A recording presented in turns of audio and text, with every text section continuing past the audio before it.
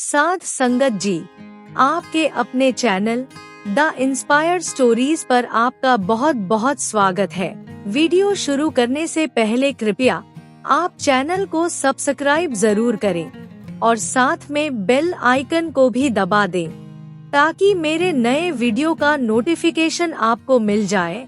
और अगर वीडियो अच्छा लगे तो कृपया लाइक, कमेंट और ज्यादा से ज्यादा शेयर करें। अब देर न करते हुए आज की कहानी शुरू करते हैं। साध संगत जी, आज की कहानी ईश्वर का अनोखा खेल एक ऐसी कहानी है जिसको सुनकर आप हैरान रह जाओगे। ईश्वर मनुष्य के साथ कभी कभी कैसे कैसे खेल खेलता है जिसको आज तक कोई समझ नहीं पाया। लेकिन क्या ईश्वर अपनी मर्जी से ये खेल खेलता है या फिर इसमें भी कोई कर्मों का लेखा जोखा होता है, या फिर जो कुछ ईश्वर को मंजूर होता है वही होकर रहता है? क्या हमारे जीवन में जो कुछ भी घटित होता है क्या वो पहले से ही तय होता है? क्या ये बात सही है? अगर आप भी ये जानना चाहते हैं तो कहानी को अंत तक जरूर सुने। अब देर ना करते हुए कहानी शुरू करते हैं। प्राचीन समय की बात है। असीरगढ़ राज्य में राजा विक्रम सिंह नाम का राजा राज करता था। राजा विक्रम सिंह बहुत ही परोपकारी और दयालु किस्म का इंसान था। वो भगवान को बहुत मानता था। उसकी सोच ये थी कि जो कुछ भी होता है भगवान की मर्जी से होता है। राजा विक्रम सिंह के दरबार में कोई भी मदद के लिए आता तो राजा उसकी मदद अवश्य करते थे। राजा के बारे में ये बात प्रसिद्ध थी कि उनके दरबार से कोई भी खाली हाथ नहीं जाता था। एक दिन राजा के दरबार में एक आदमी आया। उसने राजा को प्रणाम किया और बोला, महाराज, मैंने आपके बारे में सुना है कि जो कोई भी आपके पास मदद के लिए आता है वो कभी खाली हाथ नहीं जाता। राजा विक्रम सिंह ने उसकी बात सुनकर कहा, तुम्हारी मुराद अवश्य पूरी की जाएगी। तुम बताओ कि तुम क्या चाहते हो? तब उस व्यक्ति ने कहा, महाराज, क्या आप मुझे 3 दिन के लिए अपनी राजगद्दी सौंप सकते हैं? आप 3 दिन तक महल में जाकर आराम कीजिए और मैं 3 दिन तक आपका राजपाट चलाऊंगा। राजा ने उसकी बात सुनकर बिल्कुल भी नहीं सोचा और उसी समय सिंहासन से नीचे उतर आया और फिर अपने मंत्री को आदेश दिया, आज से अगले 3 दिन तक आप सभी लोग इस आदमी की आज्ञा का पालन करेंगे। ये कहकर राजा ने उस आदमी को अपनी गद्दी पर बिठा दिया और खुद राजमहल वापस चला गया। उस आदमी ने 3 दिन तक बड़ी शान से राज किया और पूरे राज्य का शासन चलाता रहा। चौथे दिन राजा उसके पास आया और उससे कहा, तुमने 3 दिन तक राजगद्दी का सुख भोग लिया है, अब इस राजगद्दी को छोड़ दो और अपने घर जाओ। राजा की बात सुनकर उस आदमी ने कहा, राजन, मैं आपके पास पहले तो इस इरादे से आया था कि आपकी परीक्षा ले सकूं, और मैंने जैसा आपके बारे में सुना था आप उससे कहीं बढ़कर हो। लेकिन अब 3 दिन तक इस राजगद्दी पर बैठने के बाद मेरा इरादा बदल गया है। इस राजगद्दी से उतरने का मेरा मन बिल्कुल भी नहीं है। राजन, आपको तो पूरी दुनिया ईश्वर का अवतार कहती है। मेरी आपसे प्रार्थना है कि ये राजगद्दी आप मुझे दान के रूप में दे दो। राजा ने जब उसकी बात सुनी तो मुस्कुराते हुए कहा, इसमें कौन सी बड़ी बात है? आज से ये राजगद्दी तुम्हारी हुई, अब तुम इसको संभालो, मैं चलता हूँ। ये बोलकर राजा अपने महल में वापस चला गया और जाकर उसने रानी को सारी बात बताई। रानी भी महाराज की तरह बहुत ही दयालु औरत थी। इसके बारे में उसने राजा से कुछ नहीं कहा। फिर उसके बाद राजा, रानी और अपने दोनों बेटों को साथ लेकर महल से बाहर चला गया। जाने से पहले राजा और रानी ने अपने शाही वस्त्र उतार दिए और आम कपड़े पहन लिए। राजा ईश्वर पर बहुत विश्वास करता था उसने मन ही मन में सोचा, लगता है ईश्वर ने मेरे लिए कुछ और ही सोच रखा है। ईश्वर का खेल ईश्वर ही जाने। फिर राजा रानी और अपने बच्चों को साथ लेकर सफर पर चल दिया। राजा अपने राज्य में नहीं रहना चाहता था, क्योंकि यहाँ सभी उसे जानते थे। इसलिए राजा ने दूसरी जगह जाना ही उचित समझा। पैदल चलते चलते राजा के मन में ख्याल आया कि कल तक मेरी सवारी के लिए हाथी घोड़े मौजूद थे और आज मुझे पैदल चलना पड़ रहा है। कल तक हजारों नौकर चाकर मेरे सामने हाथ जोड़े खड़े रहते थे और आज कोई देखने वाला भी नहीं है। लेकिन इसके बाद भी राजा ने ईश्वर के प्रति शिकायत का एक भी शब्द अपनी जुबान पर नहीं आने दिया। उनका ये सफर बहुत मुश्किल था, क्योंकि दूसरा राज्य यहाँ से काफी दूर था। वो जब चलते चलते थक जाते तो आराम करते और फिर उसके बाद अपना सफर आगे तय करते।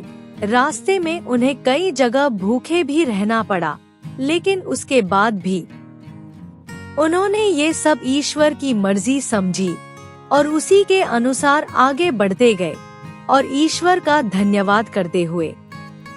कुछ दिनों तक इस तरह सफर करने के बाद वो एक नगर में पहुँचे और एक अतिथि गृह में जाकर रुक गए। उस नगर के बाहर एक सौदागर का काफिला आकर रुका। सौदागर अपने घोड़े पर सवार होकर सैर करता हुआ उस अतिथि गृह की तरफ आ निकला, जिसमें राजा और उसका परिवार ठहरा हुआ था। सौदागर की नजर जब रानी के ऊपर पड़ी तो वो समझ गया कि ये औरत कोई ऊंचे घराने की है। वो मन ही मन रानी का दीवाना हो गया था। फिर उसने इरादा किया कि क्यों ना इस औरत से मैं शादी कर लूं। उसने मन ही मन कुछ सोचा और फिर राजा के पास गया और जाकर राजा से कहा, भाई मैं एक व्यापारी हूँ। मेरा काफिला नगर के बाहर रुका हुआ है। मेरी पत्नी गर्भवती है और इस समय उसके पास कोई ऐसा नहीं है जो उसकी देखभाल कर सके। मुझे आप नेक दिल और दयालु इंसान लगते हैं। क्या आप अपनी पत्नी को एक दिन के लिए मेरे साथ भेज सकते हैं? शायद उनकी वजह से मेरी पत्नी की तकलीफ कुछ कम हो जाए, वरना मुझे तो लग रहा है कि वो जिंदा नहीं बचेगी। राजा और रानी ने जब उसकी बात सुनी तो वो घबरा गए। आखिर कुछ सोचकर राजा ने रानी से कहा, इस गरीबी की हालात में भी अगर हम किसी के काम आ सके तो ये हमारे लिए खुशकिस्मती की बात है।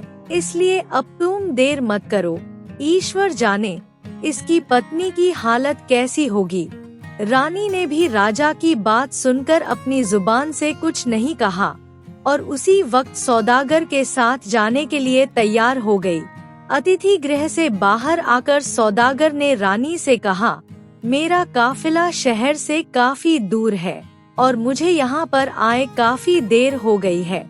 आप ऐसा कीजिए, मेरे साथ घोड़े पर बैठ जाइए ताकि हम जल्दी से वहाँ पर पहुँच सके। रानी बेचारी सौदागर की चालबाजी को नहीं समझ सकी और उसके साथ घोड़े पर बैठ गई। सौदागर रानी को साथ लेकर अपने काफिले के पास पहुंचा। उसने अपने काफिले को वहां से चलने का आदेश दिया। फिर उसने अपना घोड़ा एक तरफ भगा लिया। ये देखकर रानी को सौदागर की साजिश का पता चला। रानी ने बहुत शोर मचाया। वो बहुत तड़पी चिल्लाई, लेकिन सौदागर को उस पर बिल्कुल भी तरस नहीं आया। वो उसे घोड़े पर बिठाकर कहीं का कहीं ले गया। दूसरी तरफ अतिथि गृह में इंतजार करता हुआ राजा सोचने लगा, उसकी पत्नी अभी तक क्यों नहीं आई। फिर राजा ने सोचा कि मैं खुद चलकर देखता हूँ। राजा अपने दोनों लड़कों को साथ लेकर शहर से बाहर आ गया। उसने सौदागर के काफिले को ढूंढने की बहुत कोशिश की, लेकिन काफिले का बिल्कुल पता नहीं चला। तभी राजा को दूर धूल उड़ती हुई नजर आई। राजा ने सोचा, जरूर वो आदमी रानी को लेकर इस तरफ गया है। राजा विक्रम अपने दोनों लड़कों को लेकर उसी दिशा में चल दिया जिस तरफ धूल उड़ती हुई नजर आ रही थी। थोड़ी दूर चलने पर राजा रास्ता भटक गया और किसी दूसरी तरफ जा पहुंचा, जहां उसके सामने एक नदी बह रही थी।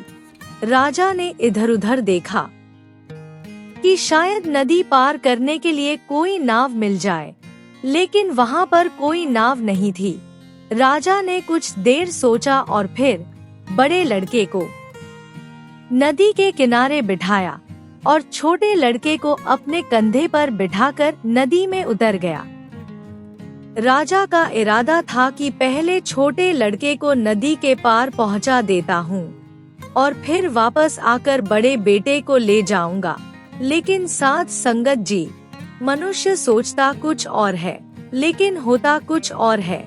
ईश्वर का खेल बहुत ही अनोखा है जिसे कोई आसानी से नहीं समझ सकता। राजा छोटे लड़के को उठाकर बड़ी मुश्किल से नदी के बीचों बीच पहुंचा। तभी उसे बड़े लड़के की चीख सुनाई दी। राजा ने मुड़कर देखा तो एक जंगली भालू उसके बेटे पर हमला करने वाला था। राजा अपने बेटे की चीख सुनकर घबरा गया और घबराहट की वजह से छोटा बेटा नदी में गिर गया और पानी के बहाव के साथ बह गया। अब तो राजा खुद भी बहुत परेशान हो गया। वो जैसे तैसे नदी के एक किनारे पर जा पहुंचा, लेकिन वहां पहुंचने पर उसे अपना बड़ा बेटा नजर नहीं आया। राजा समझ गया उसके बड़े बेटे को भालू उठा कर ले गया है और उसका छोटा बेटा पहले से नदी में बह गया था। राजा ने उदास मन से सोचा कि पहले तो राजपाट हाथ से गया और फिर रानी भी मुझसे छिन गई और अब दोनों लड़के भी मुझसे बिछड़ गए। राजा मन ही मन बहुत दुखी था। इसी हालत में वो चलते चलते दोपहर के समय एक नगर में जा पहुंचा। वहां उसने देखा एक बड़े मैदान में लोगों की भीड़ लगी हुई थी। इतनी सारी भीड़ को देखकर राजा हैरान हो गया और इस भीड़ का राज पता करने के लिए उस तरफ बढ़ने लगा। वहां उसे किसी ने बताया कि इस नगर का एक रिवाज है। वहां के राजा की जब मृत्यु हो जाती है तो सभी दरबारी और मंत्री शहर के मैदान में इकट्ठा हो जाते थे और फिर एक बाज को उड़ाया जाता था। बाज जिसके भी सिर पर बैठ जाता उसको राजा मान लिया जाता था और फिर उसे राजगद्दी सौंप दी जाती थी। और इसी कारण वहां पर लोगों की भीड़ जमा थी। बाज छोड़ा जा चुका था, लेकिन वो अभी तक किसी के सर पर नहीं बैठा था। किस्मत शायद राजा विक्रम सिंह का इंतजार कर रही थी। जैसे ही राजा वहां पर पहुंचा, बाज आकर उसके सर पर बैठ गया। बाज का उसके सर पर बैठना था कि सभी दरबारी उसके सामने हाथ जोड़कर खड़े हो गए और उसे अपना राजा मान लिया। उन्होंने विक्रम सिंह से प्रार्थना की, चलिए महाराज, अब आप ही इस राज्य के राजा हैं। अब चलकर अपनी राजगद्दी संभालिए। लेकिन राजा ने कहा, मैं तो खुद राजपाट छोड़कर आया हूँ। अपना राजपाट छोड़कर ही मैंने ये फकीरी हासिल की है। अब मेरे अंदर किसी भी राजपाट की कोई इच्छा नहीं है। राजा ने जब ये कहा तो सभी दरबारी समझ गए कि हमें इससे अच्छा राजा नहीं मिल सकता। वो सभी जिद करने लगे कि आप ही हमारे राजा हो। राजा के बार बार मना करने पर भी लोगों ने उसे राजा बनाकर ही दम लिया। फिर उसे राजसी वस्त्र पहनाए गए और सर पर मुकुट रखा गया और महल में ले जाकर उसे राजगद्दी पर बिठा दिया गया। इसके बाद कई दिनों तक नए राजा चुने जाने की खुशी में जश्न मनाया गया। राजा ने भी इसको ईश्वर का उपहार समझा और उस राज्य का राजपाट चलाने लगा। लेकिन राजा अंदर ही अंदर दुखी रहता था। जब भी उसे अपनी पत्नी और बेटों की याद आती तो उसकी आंखें भर आती थी। उधर जिस लड़के को भालू उठा कर ले गया था, उस पर रास्ते में एक शिकारी की नजर पड़ी। शिकारी ने अपना तीर कमान पर चढ़ाया और निशाना सीधा भालू पर लगा दिया। भालू वहीं पर ढेर हो गया और लड़के की जान बच गई, और जो दूसरा छोटा लड़का नदी में गिर गया था उसे एक मछली पकड़ने वाले ने बचा लिया। इत्तेफाक से दोनों ही आदमियों के घर कोई औलाद नहीं थी और उन्होंने दोनों लड़कों को अपनी औलाद समझकर उनका पालन पोषण किया। दोनों ही आदमी उसी नगर के रहने वाले थे जहां इन लोगों के पिता राजा बन चुके थे। दोनों ही लड़के अपने अपने घर में बड़े हुए और फिर वहां के राजा की सेना में भी भर्ती हो गए, और ईश्वर का खेल ऐसा हुआ कि दोनों को राजा का अंगरक्षक बना दिया गया। समय बीतने के कारण दोनों लड़कों की शक्ल बदल चुकी थी, इसलिए राजा उन्हें पहचान नहीं सका कि ये दोनों उसके बेटे हैं, और न ही उनके लड़कों को पता चला कि राजगद्दी पर जो इंसान बैठा है वही उनके पिता है। बल्कि उन दोनों को तो ये भी एहसास नहीं हुआ कि वो दोनों सगे भाई हैं। ये भी ईश्वर का खेल था कि वो इकट्ठे होकर भी अलग अलग थे। अब दोनों लड़के अंगरक्षक के रूप में राजा के साथ ही रहते थे।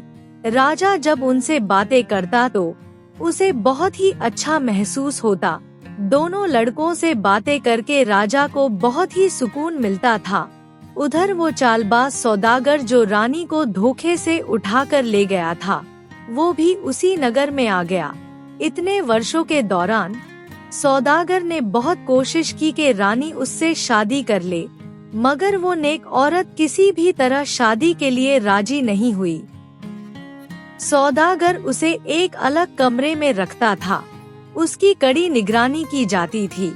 उस चालबाज सौदागर का पहले के राजा के दरबार में अच्छा आना जाना था। सारे दरबारी और मंत्री उस सौदागर को अच्छी तरह से जानते थे। जब सौदागर को पता चला कि पुराने राजा की मृत्यु हो चुकी है तो उसे बहुत दुख हुआ, लेकिन मंत्रियों ने उसे बताया कि नया राजा पहले के राजा से भी ज्यादा नेक दिल और न्यायप्रिय है। ये बात सुनकर सौदागर ने मंत्री के हाथ राजा के लिए कुछ तोहफे भिजवा दिए और फिर खुद भी राजा से मिलने के लिए चला गया। दरअसल बात ये थी कि राजा ने भी उसे नहीं पहचाना कि ये वही धोखेबाज सौदागर है जो उसकी रानी को ले भागा था। सौदागर को भी पता नहीं चला कि ये राजा भी वही आदमी है जिसके साथ उसने धोखा किया था। राजा ने सौदागर की बहुत मेहमान नवाजी की। सौदागर कई देशों की यात्रा कर चुका था। राजा उससे उन देशों के बारे में पूछता और सौदागर उसे अपने सफर के किस्से कहानियां सुनाता। एक दिन की बात है जब सौदागर और राजा काफी देर तक बातें करते रहे। बातें करते करते उन्हें पता नहीं चला कि कब शाम हो गई। तब राजा ने सौदागर से कहा, आज की शाम तुम यहीं पर रुक जाओ, मुझे व्यापार के सिलसिले में तुमसे कुछ जरूरी बातें करनी है। सौदागर उसे रात महल में रह तो गया, लेकिन वो कुछ परेशान सा नजर आ रहा था। राजा ने सौदागर से परेशानी का कारण पूछा तो सौदागर ने कहा, महाराज बात ये है कि मेरी पत्नी पागल हो गई है, इसलिए उसकी देखभाल मुझे खुद करनी पड़ती है। मेरे अंदर हर समय ये डर रहता है कि वो पागलपन की वजह से कहीं भाग न जाए और किसी मुसीबत में ना फंस जाए। उसकी बात सुनकर राजा ने कहा, तुम आज की रात महल में ही रहो और अपनी पत्नी की चिंता बिल्कुल मत करो। उसकी देखभाल का बंदोबस्त हम कर देते हैं। उसके बाद राजा ने अपने दोनों अंगरक्षकों को बुलाया, यानी उन दोनों लड़कों को। फिर उन्हें सौदागर के काफिले में जाकर पहरा देने का आदेश दिया, जिसमें सौदागर की पत्नी यानी रानी को रखा गया था। दोनों लड़कों ने राजा का आदेश पाकर उसी वक्त जाकर घर के बाहर पहरा देना शुरू कर दिया, जिस घर में वो औरत कैद थी। पहरा देते देते आधी रात गुजर चुकी थी। तब छोटे लड़के को नींद आने लगी। उसकी ऐसी हालत देखकर बड़े लड़के ने कहा, देख भाई, इस समय सोना ठीक नहीं है, कहीं ऐसा ना हो हम दोनों की गलती के कारण ये औरत यहाँ से निकलकर भाग जाए। उसकी बात सुनकर छोटे लड़के ने कहा, फिर भाई तुम ऐसा करो, मुझे कोई ऐसी कहानी सुनाओ जिसे सुनकर मेरी नींद भाग जाए। ये सुनकर बड़े भाई ने कहा, फिर मैं तुझे अपनी ही कहानी सुनाता हूँ। अगर ध्यान से सुनोगे तो नींद की बात तो छोड़ो, तुम्हारी भूख प्यास भी उड़ जाएगी। ये बोलने के बाद उसने कहानी सुनानी शुरू की और कहा, भाई मैं एक राजा का बेटा हूँ। मेरे पिता की प्रसिद्धि दूर दूर तक फैली हुई थी। वो बहुत ही नेक दिल और दयालु इंसान थे। लोग उन्हें ईश्वर का अवतार समझते थे। उन्होंने अपना राजपाट ईश्वर के नाम पर एक आदमी को दान कर दिया और फिर मेरी माँ और मेरे भाई को साथ लेकर दूसरे राज्य की तरफ चल दिए। और फिर रास्ते में एक सौदागर धोखा देकर मेरी माँ को भगा कर ले गया। उस वक्त हम दोनों भाई अपने पिता के साथ ही थे। हमें आगे चलकर एक नदी मिली, जहाँ पर नदी पार करने के लिए कोई नाव नहीं थी। मेरे पिता ने मुझे किनारे पर बिठाया और छोटे भाई को कंधे पर बिठाकर नदी पार करने की कोशिश करने लगे। अभी वो नदी के बीचों बीच ही पहुँचे थे कि मुझे एक जंगली भालू ने पकड़ लिया। मेरे चीखने चिल्लाने से मेरे पिता घबरा गए और इस दौरान मेरा छोटा भाई नदी में गिर गया और पानी में बह गया। उसके बाद उनका क्या हुआ मुझे पता नहीं, लेकिन जब वो जंगली भालू मुझे पकड़कर ले जा रहा था तो तभी एक शिकारी ने मुझे उससे बचा लिया और फिर उसने मेरा अपने बेटे की तरह पालन पोषण किया। फिर उसके बाद मेरी किस्मत मुझे राजा के पास ले आई। ये सुनकर दूसरा लड़का तुरंत उससे लिपट गया और बोला, भाई नदी में गिरने वाला वो बच्चा मैं ही हूँ। मुझे एक मछली पकड़ने वाले ने बचाया था और फिर मुझे अपने पास अपने बेटे की तरह रखा।